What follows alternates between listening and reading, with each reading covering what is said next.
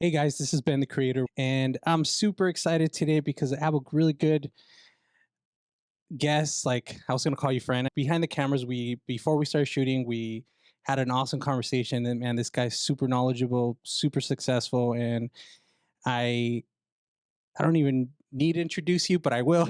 And he's Ike, and he owns Ike's Sandwiches and Lover. I love and And sandwiches, and we yeah, are friends, I yeah, think, I appreciate it, now. man. So the first time I met you, dude, was about 4 years ago, and I brought it up when you came here today, and you love coming down to Phoenix for First Friday, and that's where I met you, dude. Yeah, And I remember I saw your cutout. Do you have them in every store? yeah, Okay, unless sweet. they get stolen, yeah. And I saw it, and then I looked at you, and I was with my family, and we shook your hand, and we took a picture with you. We talked with you for a little bit, and dude, you're so down to earth, man. I didn't, and hopefully you don't take it the wrong way, but I didn't realize that you were, and I know you're a humble guy, but I didn't think you own 80 like locations, right? Or is Now it? it's 100. It's 100. There we go. See, that's my, yeah, man. And you're such a humble guy, man. And dude, the knowledge, like your tips, like I told you about how I started this business. And with that being said, I'm just going to ask you probably just a couple questions about your actual business. Like, how did that start? I started because just from a list, I wanted to get in business with myself, what you're doing here now, and I asked myself the question, what would I do that I wouldn't give up on when money didn't come in? Because I know starting a business, just from my past experience and then just from what I read, it's not an overnight success, no matter what it is. And so if I knew work was gonna be on a high level, but money was gonna be on a low level, what would I not give up? So I made a list of what I would do for essentially free or no money, and I made a list of about 37 things. And on that list, I went through the list and I started for each one of those things on the list. It's like, how can I create a company or create revenue from those things? And so for each thing on the list, I wrote out 3 ways that I could make money. So it was a third list of 37 things times 3 ways to make money.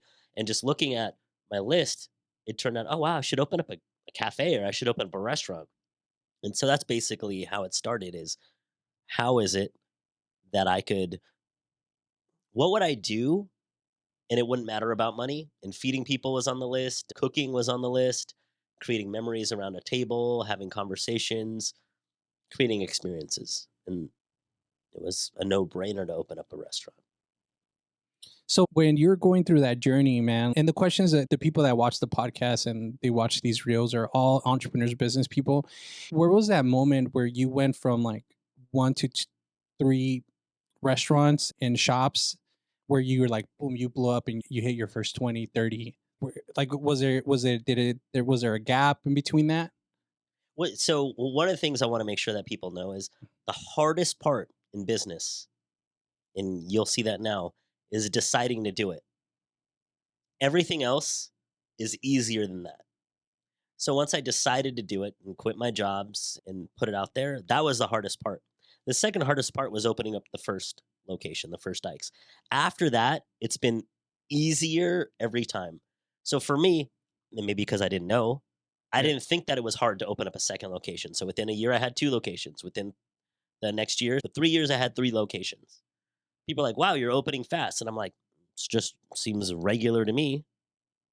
Whatever it did for you to do the first business that you have, if Yeah. you're in retail or restaurants, just do the same thing you did for the first one to open up the second one. The second one's going to be easier than the first one. The third one's going to be easier than the second one. Fourth one, like right now, there's 100 Ikes, and it's easier for me to have 100 Ikes than it was for me to quit my job and start Ikes. It's easier for me to have 100 Ikes than it was for me to have one. And people don't know that because they don't get that far. They're too wrapped up in I got to be there for my business or I need to, whatever it is that your mental programming is around that. No, if you did one, you could do 1,000. I promise you, having 1,000 Ikes and I'm not there yet is going to be easier than having 100 Ikes. Is there a specific mindset you need to have to run your business? Because right now I'm not that super busy, but like when I get a couple clients at a time, like I feel overwhelmed. Like I can only imagine you having thousands of employees. Is there a specific mentality you need to have to run a business like that? I would say, okay, the only mentality, I guess, in quotes, that I feel like that was useful for me to have is to get over needing to do everything. For me, and I see this a lot of people with people that I mentor or just even other business people, is that they feel like because they're the CEO or the founder that they need to do everything, like it's an ego thing. There was Steve Jobs and Steve Wozniak. There's Bill Gates and who was it, Bomber. So everybody has teammates. If you can get over that you need to do everything on your own because of an ego thing, that's the only mentality that you need to have different. For me, the moment I started delegating all the things that I didn't like, I stopped being overwhelmed. It's you only feel overwhelmed when you're doing the things that you don't enjoy. Because if I love selling sandwiches, and if there's a line out the door, we did an opening in La Jolla a couple months ago, Yeah. and I worked from 10 a.m. to 10 p.m. straight. It wasn't overwhelming to me. There was a line out the door. There was 110 people before we opened, and the Wow. last person didn't make their order. That I took their order at 10:04 p.m. So from before we opened till 10:04 p.m., there was constant line. It wasn't overwhelming to me because I enjoy talking to people about sandwiches. I enjoy passing out sandwiches. I enjoy feeding people. But if I hated that, it probably would have been like, oh my God, I'm so busy. So whatever it is that you're feeling overwhelmed, if you're overwhelmed in your work right now, that's indication for you that whatever it is that you're feeling overwhelmed about, delegate that responsibility out to somebody else. Now, sometimes it might Okay. be you're putting pressure on yourself, and that's why you might be overwhelmed. But even in that moment, that's just something to shift in your mind because if you're worried about doing a good job, then that's just changing your confidence Yeah. in yourself. Because if you are confident, like for me, somebody comes in and they're like, I want a sandwich. I'm starving and it better be good. I don't, it's not pressure for me. I'm like, oh, I know it's going to be good. Yeah. Now, whether or not they're going to like it, that's not of any consequence to me. But if somebody came up and was for life or death right now, make me a sandwich that's good, I'm not going to be have any pressure on me, even if I had a gun to my head, Yeah. because I'm confident in that. So whatever it is that you're doing, you should have that confidence in yourself too. And if you don't, then that's an indicator for you to like look at yourself in that specific area. Why? But if you're overwhelmed, it's likely because you should be delegating that out. Yeah. I've delegated almost every single aspect of the business away. I create the menu, I do the social media, I do the marketing. What else? I'm Ike, like I'm the Yeah. face. Everything else, like I don't do because I don't need to be the one running the store. That would be an ego thing. Yeah. I'm not even the CEO. I'm not the CFO. I'm not the real estate person. I'm not because I none of that stuff inspires me. Feeding people does, making sure people are happy with food, and creating great experiences. So those are the things I focus on, and because of that, having 100 restaurants, zero overwhelm. Going back to with everything that we're talking about, like the you're right. I recently started handing off editing to other people because like when I first started, I when we talked about it that I was going to start doing videos like with like we were going to film at restaurants and things like that. And I realized that not all editing, not all videographers do the same. So I know basic editing and I do some videography, but I realized that I'm not really talented. My talent is to connect and sell and coach people when it comes to marketing. Wow. Like I kind of yeah, like I was in I didn't even realize I was gradually doing that now. Like and this is like literally just happened like days ago. Even when I sent you that DM and we're collaborating on some content that we're gonna pilot, and you agreed. Thank you for that. And I hired an editor, someone that knows how to do better graphics and to keep people engaged when they're watching the content. And one of the things like that I just like before we filmed this podcast, like I did some research. I started looking through your Instagram and I noticed that you have a coaching program. I was not aware of that. And I'm pretty sure people that like know you, they just mainly know you because of the restaurant. Is there, can you tell us a little bit about that? Like, how did that start? And ultimately, what's your goal for people that sign up with your program? Yeah, for sure. So with my notoriety, it's almost 100% due to food, sandwiches. 10 years ago, I made a list again. Like I said, when I started, like, what is it that I love to do? And I saw that I had my business on autopilot. And 10 years ago, I had 36 restaurants, something like that. And it was on autopilot and makes good money. And I don't really have to worry about that. So I was like, okay, as I delegated a lot of responsibilities out, I saw that I had a bunch of free time. So how was I filling my free time? It was reading, it was studying, it was writing. I've written like 17 books in the last 10 or so years. And I was doing martial arts too. And I noticed that when I taught people martial arts, I became better at martial arts. I had to pay attention and I'd see the students doing the moves right or wrong. And they would be my teachers. Like literally the student's always the teacher. It just looks like the teacher's the teacher and the student's the student. So I started thinking, okay, if I want to really hone down my own philosophies, like the things that I've written, I've synchronized and taken a whole bunch of other people's thoughts and put them together to create kind of my own pathway to success and feeling good and inspiration for myself. And I felt if I started teaching people this, one, I'll learn, two, I'll do the work myself because I have to do the work because I'm leading people through it. And it was a great way for me to do it. So I did it the first year, and my results doubled. So I was like, "Well, I should do this again." At a minimum, even though like I was afraid, I thought why would people learn from me? I'm just a sandwich guy. And so I did it again and did it again and did it again. And so now it's been about 10 years. This is the 10th year that I've been teaching people, and I've honed my in the beginning it was more Newtonian concepts. It was called the School of Wealth, and how if you do X, you'll get Y. But also going through helping people figure out what it is that they love to do, creating their values, more like on the Newtonian plane. Probably stuff that a lot of people could use. Though I noticed that for me personally, it's not the stuff that we're doing or not doing that's working or not working for us as a generalization. We already know if you eat right, you work out, whatever the theories are, you'll get fit. If you save money and you do whatever, you'll have money. We already know these things, but the thing is, people don't do them anyway. And so I wanted to start working on why, if you do X plus Y, you'll get Z, whether it's your body, your relationships, your wealth, your career. But people don't do that. So I started focusing on that area of life. So more on the internal experience that the humans have, more like quantum level things. And so I've created a few programs regarding that. One's called Full Mental Alchemist, which is an 88-day program where you pick 5 goals, and then every day you get a basically a 10-minute exercise, and don't even spend more than 10 minutes on it because it's not about what you're doing or not doing. It's about the quantum shifts that you're having occur or not occur based on your beliefs.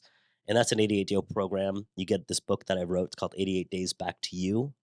It's just about remembering yourself, deleting all the things that you've already made up mean, bad about yourself. A lot of times we make up cool stuff about ourselves, though usually the it's an avalanche of we made up bad beliefs about ourselves versus good beliefs about ourselves. Earlier, you were talking about limiting beliefs. All our beliefs are limiting, even our good beliefs. So if you're going to limit yourself with your beliefs, you might as well, told you, get Yeah. billionaire mentors, study people that make hundreds of millions of dollars a year. If you want to be successful, if you want a physical body, like study from Arnold Schwarzenegger or whoever Mr. Olympia is, whoever that is. Go to whoever is the billionaire in that area, whether that's success, relationships, whoever those people are, and study from that, not the nickel and dime influencers, which is actually how you know who these people are. Yeah. And no offense to them, is the more followers they have on social media, the more likely they're a nickel and dime influencer as far as the level of success that you want to get. Because we already know throughout history, the masses follow people that are not the masters. The masters need to beg for customers. They need to beg for people to follow them. So find who it is that's selling the truth. People don't buy the truth. They buy what they already believe. And this is kind of like like I know this is a podcast and we want Yeah. millions and millions of people to listen to it. Yeah. But in reality, if millions of people listen to this podcast right now, that means we're not actually selling any truth. We're being in alignment with them and we're not actually helping people grow. So when I get a post or when I post videos like this and it's 15 likes Mm. or only 1,000 views, I'm like, cool. Because then I'll do a stupid thing, TikTok dance, and it's like 2 million followers. I'm like, see, this is the BS that gets watched because that's on the same level of most of humanity. And we already know 97% of people don't or talked about it in one of my podcasts recently, which only 4 or 5 people watched, Yeah. about people being puppets and mannequins or NPCs. Yeah. And I think that had 90 people that watched it, Yeah. as opposed to 70,000 people watched my video reviewing a Burger King taco, Yeah. or 200,000 people did that. So we want to work on the quantum thing. And by want to, I don't want to impose any beliefs on anybody. And so I also have another program called Quantum Money Mastery. It's where you come face to face with your relationship to money. And once you know about it, Carl Jung says, once we make the unconscious conscious, or until we make the unconscious conscious, our life continues to repeat, and we just call it fate, or it always happens for me like that. So you want to make the unconscious part conscious. And just by making it conscious what your relationship to money is, you can start breaking that down and changing that relationship. Because right now, guaranteed, 97 to 99% of people don't even know what their actual relationship to money is right now. And that's why they're not being successful in money. If you're successful in money but you suck at relationships, 97 and 99% of people don't know what their actual relationship and love is, and that's why they're not successful there. If it's your body and that you're not successful in, 97 to 99% of people don't know what their actual relationship is to their physical body, and so on and so forth. You can go fill any area, because we're all masters in some areas of our lives. All of us. None of us are like a zero in everything, or it's really hard. Probably only 1% of people are zero in everything. So wherever it is that you're struggling in right now that is actually bothersome to you, you don't know what your actual relationship to that is. And through quantum money mastery, whether you can take money out and Yeah. change it to quantum relationship mastery or quantum body mastery, it's all the same concepts. You will 100% after the first day know what your relationship is to whatever it is that you want, where you're struggling. And just from that knowledge, then you can start changing that relationship and then getting what you want. And then we also go through other concepts, how to grow quantumly in that area. You'll pick a few areas of your life or few goals that you would like. And then my last course I just finished doing this a couple weeks ago in New Orleans, it's food and philosophy. One of the things I learned from studying the masters in the sorcerers of antiquity in what's now known as Mexico, and in Egypt, like the pharaohs and what they did to become pharaoh or prove that, they used their senses that weren't their eyesight. Because as humans, we see and we take it for granted. Like, I can see this from the peripheral. I can know that there's a person there, but I'm not actually taking time to observe things, because it's really easy for humans to be just noticed based on the peripheral vision and things like that. Yeah. But we have other senses. We have our sight, or we have our smell, we have our tongues, we have our touch, we have sound. And so through food and philosophy, it's 6 meals of my favorite places in New Orleans or whatever city we're in, and then 6 lessons on how to take in your other senses to create the life that you want. That one has food included, obviously, Yeah. because I'm going to take you around to my favorite places. That was so much fun and freaking delicious. So those are the 3 courses I run right now. Do you still do the School of Wealth? But that's an online only portal for those of you that strictly just want to focus on like a class, more Newtonian. Do this, and by the end of the year you should be making more money if you do the exercises and read the Yeah. books and do the knowledge. So that's what I got.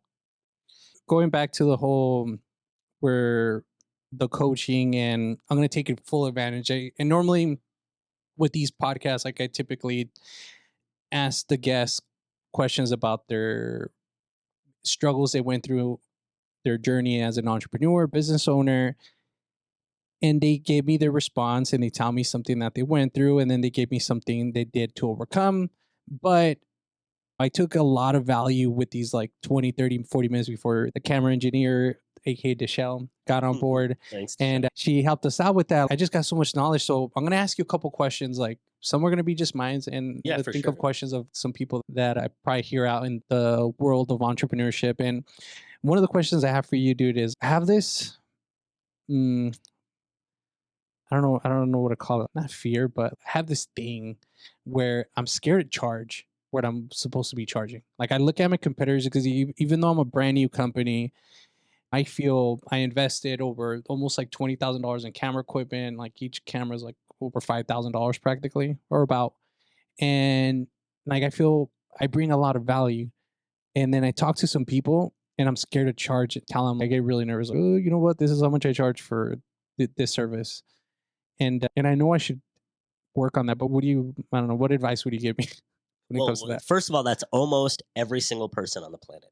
There's very few people that don't do that. Even people that are charging what you might think are a lot, they probably secretly wish that they could even charge more. It's very rare that somebody charges exactly what they think that they're worth. Very rare. Actually, if you were on my email list, learnfrommike.com, you get a Hmm. free daily email or talking about that. But in the first day of quantum money mastery, go through an exercise for you to figure out why it is that you're not willing to value yourself the way that you want. Because in a perfect world, what would happen is you would charge exactly what you're worth. And then instead of discounting your price to get customers, you would just do a little bit more work. Because we already know human beings, they don't pay exactly like people pay for things that they feel like is at a bargain for them. If it's Yeah. something's $1,000, they want to pay $999 for it. Yeah. So instead of if you want to make $1,000, instead of charging $999 for it, so the person that will only spend 99 is give them $1,010 for 1,000. Now that's just factoring in what it is that you're doing and then making it worth more. But to actually charge the $1,000 or charge $1,100 for $1,000, that part is like trying to think what's a quick exercise we can do like right here, right now. So ask yourself, why is it that you're afraid to charge what you are? I'll ask you right now. Why is Okay. it that you don't want to charge what you want to charge? What's it going to say? No? Yeah. Most likely, that's my fear that they're going to say no, or they're going to just look at me like, you're not worth it. Okay. And then so people say that to me all the time. I don't want to pay $15 for a sandwich. So why does that bother you? Hmm. But because like I feel like because I invested and worked so hard to be here, like it almost feels, man, all this for nothing kind of situation. Like that's how I feel. If I like I don't know where that comes from. Sometimes like I'm gradually the last couple months I've been working on that and stepping into I guess into my power and seeing my value. And I have a buddy of mine that he tells me you just gotta the more value you bring, the more people are willing to pay. And that's I shifted that recently, and I am focusing more on value. And when I sell these podcast packages, like I tell them, like, hey, it comes with 2 weeks worth of content, short form reels, so you can upload it and you can maximize it. And I just give them my value proposition, and I've been able to convert more sales because of that. But even then, even though I'm getting better at it, like I still feel, a little nervous to ask, especially with these new packages that we're going to be coming out soon. They're not going to be looking at my competitors. I am cheap, but then the people that I've been dealing with, they're going to look at it and they're going to be like, hey, you know what? This is expensive. But Do they say that? nope. Actually, I Okay. only had a conversation with, no, actually, the people that I talked to, they're actually interested in it. I haven't said anybody said that was me. Just say Exactly. Well, plain so I'm as going to yeah. make the Yeah. argument that charging more, everybody wins. One, we already know the studies where if you put out bottle of wine, you say this bottle of wine was whatever $5, and this bottle of wine was $100, and this bottle of wine was $500, and you poured them all. Everybody's going to say that the $500 bottle of wine tastes the best. Well, maybe not 100% of the people, but a significant portion of people are going to say that the $500 bottle of wine tastes better Yeah. and they have a better experience drinking it. But what if they were all the same bottle of wine and you just said it was $5, $100, and $500? It's literally the same wine, but they all from the same exact wine came to the conclusion, or significantly, all of them came to the conclusion that the $500 bottle of wine was better. So everybody had a better experience thinking that the bottle of wine was $500. And you can do that with anything. If I sold you a sandwich and it was $10 and I sold you the same exact sandwich for $100 and I gave you both of them, you're going to think that the $100 sandwich tasted better. for 90% of the people are going to Yeah. give them both sandwiches. This one's $10, this one's $100. Which one do you like better? Most people are going to say the $100 one. And some people might be lying and saying the $10 Yeah. one because they want to be whatever Yeah. Yeah. anti-establishment or Hmm. whatever. But for the most part, people are going to be like, "Oh wow, it actually tastes better." But it'll be literally the same thing. Same with the bottle of wine stuff. So that's one reason why you should charge more. If you charge more, people are going to think that it's better value just because humans are freaking humans. The next thing is for yourself. If you had a client, you had two clients, one you gave a discount to because you wanted to get the sale, Yeah. another client you charged literally double. Now, one, you're not worried about your overhead because Yeah. you charged enough. So you're not paycheck to paycheck or month to month Yeah. anymore on things. And you're free of that stress. You can commit s- to creating the content or whatever it is that you're doing for people, and then you give better creativity, you also start feeling like you're rewarded. Wow, I'm making money. So Yeah. now internally, you start making shifts. I'm getting good at this. Your creativity spheres in your brain start expanding. Your thoughts about being successful start expanding. This is all on a quantum level. Yeah. You start becoming even better at creating content or doing a podcast or making sandwiches. Yeah. You start getting better and better at that. And thus, the same price that you're charging for now becomes a steal for them because, like, now I'm the best freaking sandwich maker on the planet, and you can walk in and still get a sandwich for $12. There's places you can't even go to Denny's and get a sandwich for $12 right now. You cannot. I went there and I got a sandwich and it was $17.99, and it was shit compared to my Yeah. worst sandwich on my menu. But now it's a freaking discount, Yeah. not because the product is cheap, but because the expertise is such on a great level that your product is actually at a discount because of your skill. And then you can also be like, now I have this other package where I'm going to make you into an influencer and guarantee whatever it is. I Yeah. have this new thing where, for me, if you have one restaurant, preferably if you have two, because if you have one, there's a lot of blocks you still have. The Yeah. reason why you don't have two yet. But if you have two restaurants right now, I guarantee that I can get you to 10 restaurants in less than 5 years. Heck, I probably can get you to 100 restaurants in 10 years. I'm almost willing to guarantee that. And that's all from expansion of me getting really good at what I did. Instead of like now, if I started going, okay, I'll get you to 10 restaurants, and for that I'll charge $1,000 because I'm scared to, or even $10,000. Yeah. Where, well, actually, if you had 10 restaurants, it's probably worth $1 million at least. Yeah. If you got you to 100 restaurants and say I'll get you to 100 businesses for $1 million, you'd be like, oh yeah, I'll do that. Just probably every single person listening to this right now would get to 100 businesses for $1 million right now. But I bet you that some people would be like, oh, I can't charge $1 million for that. So whatever it is that you're blocked in wanting to charge, Yeah.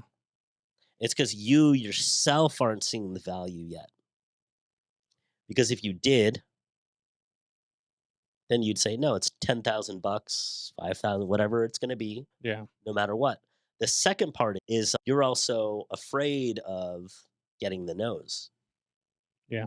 Because if somebody came in and somebody wanted a sandwich and we sell them for $12 average, or just call it $12, Mhm. and they're like, I will only pay 8, I'm going to tell them no. That's the same as you saying you want to charge a certain price, but you're afraid to charge. If somebody came in right now, unless they were starving or they said, I Mhm. only have $8 and I don't Mhm. have any more, and somebody wanted to buy a sandwich for $8, I'd tell them no because that's not how much they cost. Yeah. That's all they had. Yeah, I'm a freaking nice guy, and I'll probably say, Yeah. okay, you only have $8, or you're broke, or you'll get me later. Yeah, I'll totally, and I've done that for Yeah. sure. But if somebody comes in and is like, oh no, it's not worth 12, I'll only give you 8 for it. I'll tell them to, I'll give you a half of a sandwich. I'll make you Yeah. a kid's sandwich for $8 or something like that Yeah. because I value what I'm putting out. And there's lots of areas in life, like where we're disempowered, where we discount ourselves. Sometimes it's in relationships. Sometimes it's with our relationship to food. Sometimes it's our relationship to our bodies. So we're always giving a discount on ourselves in the areas we're disempowered in. So perhaps you're also not feeling empowered in this area because Yeah. we were talking earlier and you're like, oh, I'm just getting started and maybe I need to prove some value first. The thing is that you need to prove value to yourself. Otherwise, you wouldn't be feeling like you can't ask. Because in reality, you're Yeah. talking to people and it doesn't sound like you've gotten many no's yet. No? If I could charge $25, I should charge $25 to him. In Yeah. fact, I'm gonna come out with the sandwich. It's gonna be over 20 bucks, and I'm gonna tell everybody if you don't want to buy it, you can't buy it. That's fine. And I'm gonna have no shame about it. Watch, it's gonna come out soon. That's awesome, 20 dude. $22 or $21, something over 20 bucks, and be like, no, I don't care. It's 20 bucks. That's what it is. It's worth 20 bucks. It's That's awesome, delicious. dude. I know it's $20 worth of I'll buy it, deliciousness. dude. I'll be Yeah. one of your I mean, first hey, people to like I buy it, said, dude. Denny's had a 17.99 sandwich. Like, I remember that. it made me think that I am way too cheap. If Denny's is 17 bucks, I should be 30 freaking dollars for a Yeah. sandwich.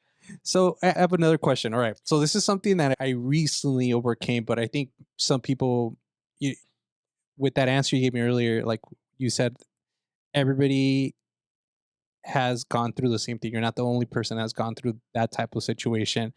So with this, a couple months ago, I would have this like immense fear to talk to people that are successful and that are financially successful in general, and then that are just like millionaires. We'll say that word. And I would get, dude, I would be so nervous to talk to people like that. I'll start get even jittery sometimes, and I would freak out. And even now, like sometimes I would be in situations where I'm gonna be 100% honest with you. And this is like one thing that like about me that like I feel that I'm gonna be real with myself and with others is at first when I did my research and I found out how successful you were, I was nervous, dude. So what am I gonna ask him? Is he gonna be arrogant because he's like you're super successful, you're financially wealthy and whatnot, and that would freak me out. I didn't like because like I started self coaching myself because it would happen a lot. And even when we were talking about how you're doing it at a whole different level, I was just trying to hit up like local influencers to get on the podcast and all that stuff. And what do you say about people that feel like I guess we could use the word imposter syndrome, or man, I'm in a room that I shouldn't belong. Like even when I do these podcasts, like there's some people that hire me, they, they say, hey, Ben, I want you to interview me. I like the process. And I'm like, and even she's a friend of mine now, and she asked me to be on her podcast. She's a therapist, and she went to school for years, bro. I just finished high school. That was it. And that like all the stuff that I'm doing, like with the editing and YouTube University, dude. Like I learned that shit. But then I'm in that room with her, and we're doing this podcast, and I'm asking her questions, and I'm like, dude, fuck, dude. She's super educated, and even now, like you're super smart, and you made so many smart financial business decisions that like I feel like, dang, dude, like I'm just a baby here. Like I shouldn't be in this room. You know what I mean? I don't feel that with you, but in the past I would feel a lot like that. What do you say about people that go through that? What advice would you give them? Well, we all know, or we probably all heard, you are the five people that you're the closest to. Like, if you want to look who you are, look at the five people that you keep the closest to. A corollary to that I noticed in my life is if you're close to somebody, that means you are close to that too, especially whatever it is that you see in them. And how I interpret that in my life in the beginning of my rise in success, even before say I thought I was successful, is that I happened to run into the owner of Panda Express, Andrew Chern, many years ago. I had way less restaurants, like 20 in the 20s. And I was like, oh, he wanted to just talk and meet because there's a bunch of Ikes by Panda Expresses. And he was, oh, this Ike guy, and the stores are busy. They're usually busy. And he's kind of like, "Oh, I want to talk to this guy." So as I was talking to him, I was the same. I'm intimidated, like, oh my God, this guy's billionaire. He's got 2,000, he's got like 2,600 restaurants now. And I would see, and even with other celebrities, I'll get into that in a second, is I would start being like, oh, I don't belong, I don't belong, I don't belong. And the answer is if you don't belong, you won't be there. You're not hanging out with whoever it is that you don't believe you should be hanging out. If you're not hanging out with A-list celebrities, because you don't believe that you shouldn't be hanging out with A-list celebrities. In fact, if you didn't belong, you won't be with them. So I started taking that as proof. Oh, I do belong with billionaire restaurateurs. The other aspect of that, just from what I know from quantum, the first rule of the quantum frame is the what's observed and the observer. There's no difference. So if I'm there and I'm hanging out with billionaires, it must mean somewhere out there that's me too. I'm just not there yet because time and space hasn't been there yet. So I started looking at it like that because in the beginning I'd meet celebrities. Robin Williams waited in line 3 hours at the first Ike's, and everybody's like, "Oh my god! Oh my god! Oh my god! Oh my god!" And heck, I was starstruck. I was starstruck the first time I had dinner with Barry Bonds. I'm like, "Oh my god, it's freaking Barry Bonds." Over time, though, it's those people that are around me. Steph Curry, hanging out with Steph Curry after winning titles like multiple times, partying after a world championship. Slowly but surely, it's, oh no, I do belong. How do I know I belong? Because I'm there. So, how do you know that these people are the people that you're able to interview or should be able to interview? Is because they're there. So, take that as proof, like literally based on results, proof that you are on that level. Now, one day you'll be there, you'll be as successful in your mind. But right now, we're on the same level. How do you know? Because I'm here. I wouldn't have responded, or I would have told you Yeah. hell no, or I would have said I will show up for your show for 100,000 or Yeah. whatever, right? And then you'd be like, oh, I can't do that. So here you are. You're welcome now that you're going to be at least 100 millionaire. You're welcome. Thank you for that. No, that's something that, like, I'm telling you, dude, like this, I'm so excited to have this opportunity to interview you because this thought I had an idea about this meeting today, our connection, this interview, the content collaboration that we did earlier with those pilots. And man, I'm so glad I took that opportunity. And that's actually going to be the next question I have for you. When, and again, I'm going to be fucking honest and real with you, dude. So this is my second time starting the media company. Some shit went down. I know I told you the behind the scenes, like a lot of people like heard the story a couple of times already, but it took me 4 or 5 years to do it. What do you say to those people that fucking take a hit, they get knocked down financially, emotionally, mentally, that they either, for me, I let that dream die practically. Like for those people like that, man, dude, like I can't control like time. I can't go back in time. Fuck, dude, I wish like I would have just got over it or whatever and fucking went at it again. But because I know I'm not the only one, dude, that has seen failure and gone through some shit. But what do you tell those people that go through that and encourage them to come back? Or I don't know. I don't even know if I'm asking it correctly. Well, so I have a couple of introspective things on this. So thank you for being vulnerable and bringing it up. So April 11th, 2004, I had a supermarket in San Francisco on 16th and Mission. It's still there now. It's a different market now. And I went outside and I closed the gate, put a bike lock on there, walked back inside the store. The store had no power on because I couldn't afford to pay the electric bill. So I couldn't sell any cold beer, no, couldn't sell any milk products. It was a supermarket. Couldn't sell cold sodas, water, anything. Ice cream, no frozen section anymore because no power. A few months before that, maybe 8 months before that, I had to sell my house because I wanted to make the business work. Yeah. And but on April 11th, 2004, I'm just like, I can't work this anymore. I was working 20 hours a day for literally $20 in profit,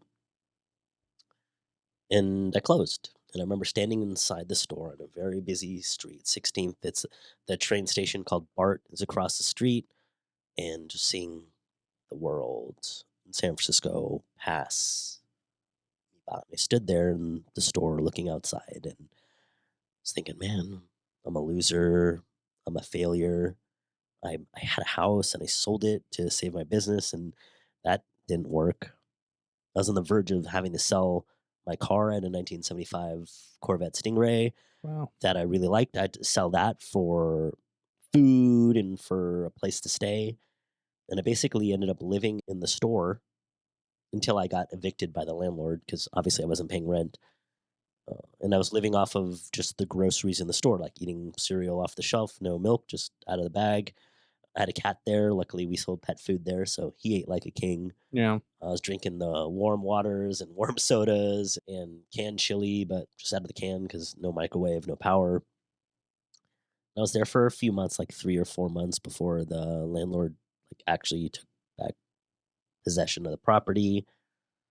I ended up living on couches, living in other people's businesses, living in a van, and got to the point where I was like, I'm a loser.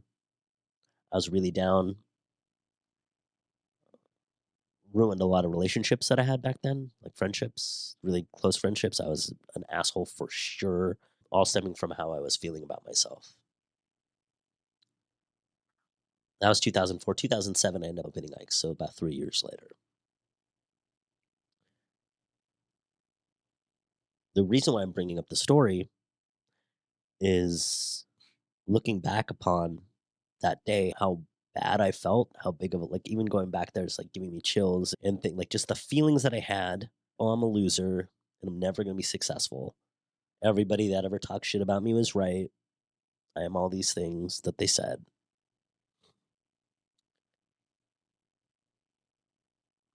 All the lessons that I learned from that, not just the lessons that I brought forth to Ike's and just my life regularly, is the reason why Ike's is successful now. And then even further, I had a business partner who, now from the outside, and I'm never gonna say this, but from the outside, everybody's, oh, your business partner screwed you over. I ended up selling the house to him. So he ended up with my house. Sold my car to one of my other business partners who got the car. He ended up not paying me for the full car, just paying for a little bit. And from the outside, it looked like I got screwed over. But I was business partners with these people in different businesses. Now I have Ike's. Had I stayed in business with them, say if that business was successful, I'd have been business partners with these two people that apparently weren't people to be in business with. And this idea would have came out of me, Ike's. One, they probably wouldn't have let me call it Ike's. Two, if they did, they'd own 50% of it. So I would have had to split the best idea I've ever had in my life, my passion, my creativity, my outlet for my growth and my whole entire life moving forward with them. As I told you earlier, it's good that you got screwed over when the stakes were really low.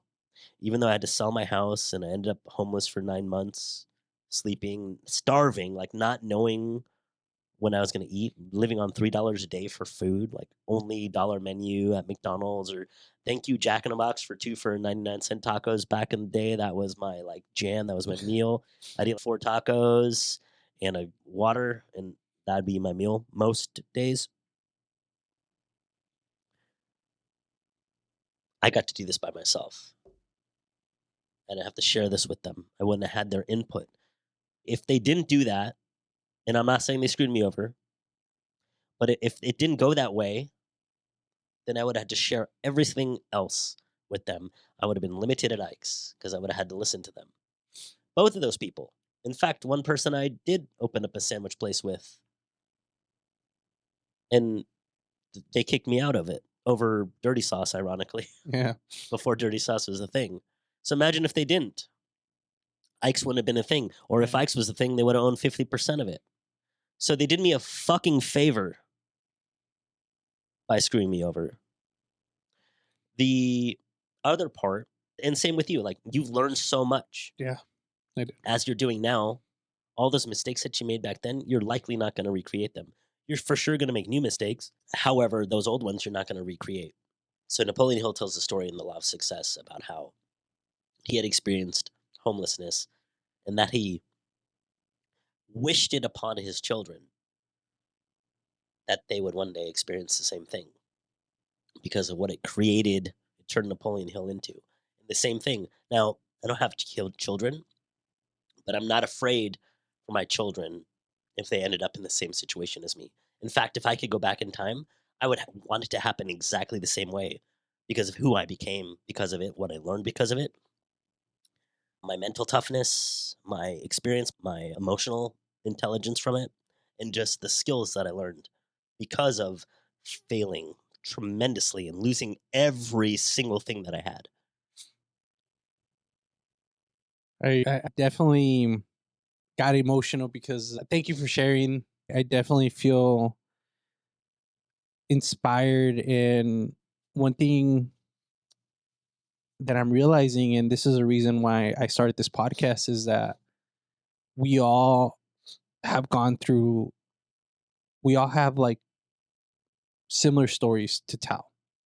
And those things you describe, like I know the camera was on you, but I was crying because of that, because it was like that's how I felt. Like I felt like a loser. I felt I had my fiance was pregnant at the time and I was like suicidal. And it was a hard time, but for you to tell me that there was a 3-year gap before that, like you're before it's like those motivational memes that you see on Instagram where it's somebody's there's two people digging and one person digs and finds gold and the other person's one hit away and they stop. And I keep on doing this thing, dude, where I got in a lot better, but maybe you can answer this question too. Like, what do you think about people that have timelines? Like for me, I keep on not as bad anymore, but like a couple months ago I did. It was like, damn, I regretted it. I wish I would have got over it sooner and I would have started this again. Like in but you're right. Like everything happens for a reason. It happens like how it's supposed to. But when I started this new company, I put timelines that I'm supposed to do this by in 3 months from now. I'm going to be doing this, and then when I don't hit those goals, like I get super disappointed. Or not as much anymore because I'm working on that. My buddy, my mentor, he's been coaching me on that. But I kept on putting these expectations, and he tells me don't let go of don't be flexible with your goal, be flexible with your approach. My goal hasn't changed. Like with this media company, we're gonna do the social media management, all that stuff. But now I'm flexible with it. But for the people that do put those timelines, what do you recommend? What advice would you give to those people that are doing that kind of stuff? One of the founding principles of my quantum mastery, money mastery classes, you can do this with any goal, is whatever your goal is, add 2 zeros to it. If it's a fitness goal, add, what the equivalent of 2 zeros would be. Make your goals so crazy that people talk shit about your goals. And I'll get to the actual answer to your question in a second. So when I first opened Ike's, on our website, which was our MySpace page back then, because websites weren't really a big thing in 2007. Not that they weren't, but they weren't that big of a thing. It said transcending the sandwich genre since 2007. And then a few months later, like 6 months in, it made you require to have a reservation if you wanted a sandwich on the weekends. A reservation for a sandwich. People got so mad about the reservation. People like transcending the sandwich genre. You're not selling any sandwiches. So the thing is, the reason why you want to have crazy, outlandish goals and make them public is, I'll get to that in 1 second. Then my next goal on my personal Instagram page was I started using hashtag international sex symbol. People are like, I see that. you see that now? Yeah. When people are like, what do you mean? You're whatever. They'll say all these negative things about me. Slowly but surely, I remember there's an article at SF Gate. They were talking about not even Ike's, about somebody else, and they were taking too long to get a permit. And it said this reminded us of the experience from local sandwich icon. Obviously, that's me, Ike. It said local sandwich icon and sex symbol Ike Shehadeh. They didn't need to add in the sex symbol part, but why did they put that in? Because I was saying that I was that. Same thing with transcending the sandwich genre. I believe there's no coincidence that Ike's became what it is, like the A-list celebrity of sandwich places, like the greatest chain of restaurants that's come out since In-N-Out Burger. I believe that Ike's has become that iconic because I've said that and because people were anti that. People are like, F you for asking for reservations. You're not a sexum, all these things. The way the world works is that the anti energy towards your goals helps you just as much as the positive energy towards your goals. Because in Atom, you need both sides.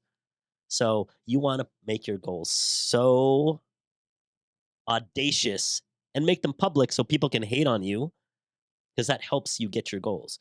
Now, the reason why I'm saying that is because you're asking about timelines. Is if your goal was you're going to make $100 million in 10 years and you didn't reach that goal and you got to 10, you'd probably be pretty freaking happy, Yeah.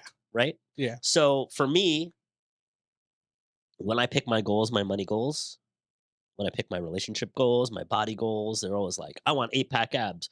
Why? Because if I get 4 pack abs or I get down to 15% body fat, I'll be like, whoa, that's way better than 30 where I was. So even when you miss your goals, you're still confident that you hit something. I think the common way is aim for the stars because even if you miss, you'll end up on the moon or something like Yeah. that, or stuff like that. Same thing. So whatever your goals are, they're too small. I don't care what your goal is. I don't care if you have international sex. Like, that's too small. I should be the sexiest person in the universe of all time. Like, aliens are paparazziing me all of that should be my goal instead of international sex symbol. So it doesn't matter what your goals are. Billionaire, no, that's too small. Trillionaire, that's too small. Quadrillion, like whatever it is, whatever your goal is, it's too small right now. So if you're listening to this and you have a list of goals, I actually have my goals in my pocket right now because you don't actually want your goals unless you have your goals in your pocket. Where is my goals? Right here. My goals are in my pocket right now. Wow. So I'm gonna go in here when we're done, and I'm gonna upgrade all my goals. I have 10 million followers. Why do I have 10 million followers? I should have 100 million followers or a billion followers. So every single thing that you have, make your goal bigger right now. Because then if you don't hit the timeline, at least you're not going to be upset that you didn't make $1 billion this year Yeah. because it's not really realistic. But theoretically, you could invent some app. What should we call it? Mark Zuckerberg just made an extra billion from coming up with threads like yesterday or Oh, 2 days really? ago. So you could theoretically create $1 billion instantly. Like Ike's is going to be worth $1 billion. So theoretically, 15 years ago, I created $1 billion company. It's not there yet. So what this could be $1 billion empire right now. But you don't have that as a goal, so it can't be. Sure. Wow. Man, that definitely got me thinking, man. Like I am thinking small. I was telling you before, I was like, you know what? If I could actually no, I didn't. Like my goal in the beginning a couple months ago was like, man, if I can make $10,000 a month, I'd be happy. But now the more I learn like marketing, because everything I did before was just, I guess, like instinct, like just common sense when it comes to marketing. Now I'm doing everything in my power to get more knowledgeable, bring in value. Ultimately, for when you're creating an audience, like who is your target audience? For me, it's entrepreneurs, business people. So having someone like you and asking these type of questions and especially these reels that are going to come out of this, it's going to be powerful. People are going to get so much value out of it. So much, not only in like knowledge, but inspiration that like, even as we're speaking, I feel inspired. Like, dang, dude, like this is like the beginning of my journey. And I hear you, I'm like, fuck, dude, like I will be a millionaire. This could, my biggest social media hero, and I'm gonna ask you who would be like, or someone that you look up to. For me, is obviously Gary Vee. His biggest thing is like that he says people don't want to do business with people; they want to do business with like a person. So for me, like when I see you and I hear you talk about, hey, like your focus on the company is like you hand everything off and you are the face, like Steven, my mentor, he tells me like, Ben, right now I need you to focus to be the dancing monkey. Go shake hands, go interview people, connect with people. Cause that's what's half the people that, or actually more than half the people, probably 90% of the people that do business with us, they don't know Monumental Art Media, but they know Ben the creator. They want to do business with me. And to hear your story, dude, you're like, it's, I'm so pumped, man. And to conclude this, man, I like the I have two questions to ask, okay, from you. What's one thing that you wish you knew when you started your entrepreneur journey, like that you could look back? Hmm. Probably would be to have started sooner. That it's That's everybody. that's the truth. Yeah. In a way, I wouldn't have been ready, but I don't think we're ever ready. So making your move before you're ready is, I think Les Brown said that. Make your move before you're ready. One thing I wish I knew back then is that people are going to judge you no matter what. you don't do shit, they're gonna judge you, and if you go out and you start doing stuff, they're gonna judge you. Aristotle said that there's only one way to avoid criticism. It's do nothing, say nothing, be nothing. So always worried about what people are gonna say, but they talk shit even if you don't do anything. So might as well go out there and do stuff. And eventually, those shit talkers turn into to wow, Yeah. you did it. Or look at you, man. You're just doing shit. You're doing dope shit. And this is for me, that's exactly what I'm doing. Like I talked to Deshelle after we do shoots, and like today, right now, after we finish, most likely we're gonna hang out a little bit and talk. I was like, dude, how dope is this? This is our life. This is our the way we could create opportunity, create content, and this is what we're doing, man. It's Saturday, and I'm here hanging out with you, learning from you. And I appreciate the fact that you've been have given me a lot of good advice and giving me some awesome tips that I'm going to implement in my business. And I'm going to walk away with more confidence. And what's to officially wrap this up? Like, what's one piece of maybe words of wisdom or hope that you want to tell people to close this out? Probably the number one thing is you don't need anything. You just having the idea means that it's your idea. You don't need to learn. You don't need to know anything before you start doing it. Do it. Because whatever's going to come up for you, whatever the problems are, like you don't need a business plan, you're not going to know what you even need to solve for until you start on your journey. Whatever that is, if it's business, if it's doing a podcast, if it's creating content, if it's being a teacher, being a doctor, like it doesn't matter what it is, you're not going to know at all what you need. Everything's going to be made up. So just go out and do it. You can figure it all out. Guaranteed. People dumber than you have become successful. People with less talent than you have gone and become successful in the same areas that you want to be. So don't let any of that stuff stop you. You don't need anything. You don't need me. You don't need to listen to my, you don't need to take any of my classes. I tell everybody in my classes, you don't even need to take this class. You don't need anything. You don't need anything. You're just doing your life. So just think about anything in your life that you've done that you become really good at. You became really good at because you just went out and you did those things that it took to be good at it. It's the same for your career. It's the same for your body. It's the same for your relationships. It's the same for your intellect. It's the same for anything. So, yeah, you don't need anything. You don't need to follow me on Instagram, but you should. It's at Ike Shehadeh on every single thing. Be Real, Snapchat, Threads, it doesn't matter, Twitter. But you don't need that. And wherever you think that you do need that, it's okay to think that. I show up and I'm insecure in some areas of my life too. And I still show up. Showing up is like 99.9% of things. And then you just create and adjust from there. In fact, go and live your life. And if you have something that you don't want, or you want something that you don't have, just adjust and then move forward. And then you get to the same spot where you have something you don't want, or you want something that you don't have, and adjust again. And then just keep adding 2 zeros to all your goals. So even if you miss it, oh, I want X to be $1 billion company. Right now, it's $100 million company. That's still pretty freaking good compared to where Yeah. I started, right? So even though I failed, I still feel pretty successful.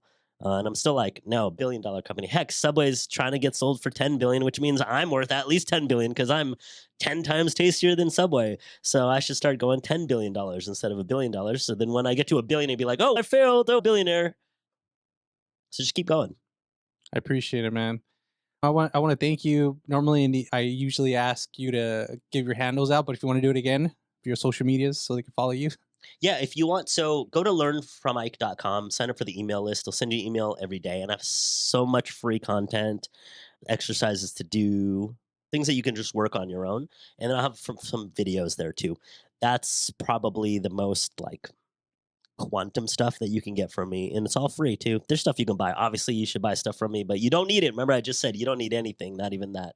And then all my socials is at Ike Shehadeh. I'm a great follow, I think.